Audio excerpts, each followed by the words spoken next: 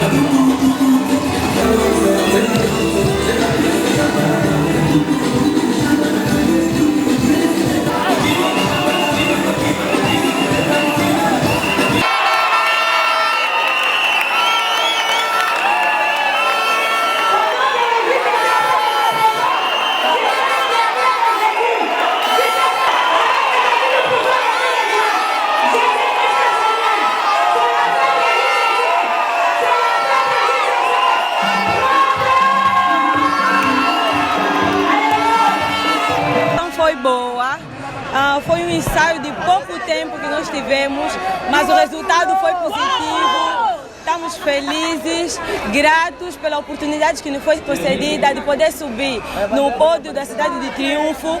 Foi uma honra, agradecemos bastante a nossa querida irmã Maxa Casseia. Muito obrigada pela oportunidade. A Angola está agradecida, que Deus abençoe e que essa conferência continue a ser uma bênção, bênção, bênção.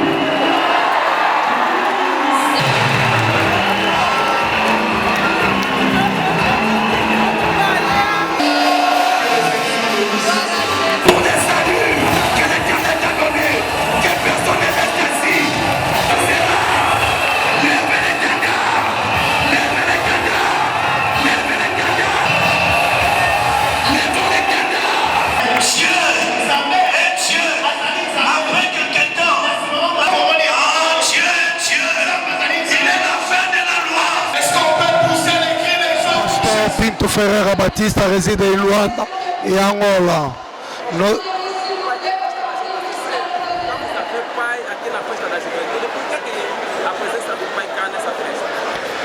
A minha presença aqui dessa festa é muito simbólico, porque a JCC hoje está passando o aniversário de 30 anos de existência da JCC. Temos muito testemunho para os jovens desse mundo. O Deus operou um grande evento. Agora esse evento é muito importante pela minha vida, pela vida da minha família, do meu filho, porque estou aqui. Estou aqui também para receber a minha bênção, porque o evento é bênção mesmo. Essa organização está bem maravilhosa, tudo está passando, está correndo mesmo bem. Nós estamos a receber vários testemunhos das pessoas que vêm fora do país. Temos pessoas da França, Guiné-Conakry, Estados Unidos da América. Cada deles está dando testemunho da vida dele, a maneira que Deus lhe regastou para fazer esse evento. Angola é top, a primeira letra do alfabetique.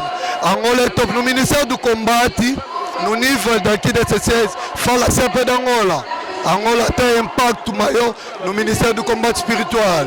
Gostei muito mesmo da recepção, gostei muito. Foi uma benção para nós aqui. Mas pode ser a festa de JCC também, nós todos, antes de ficar o pai, passamos para a JCC.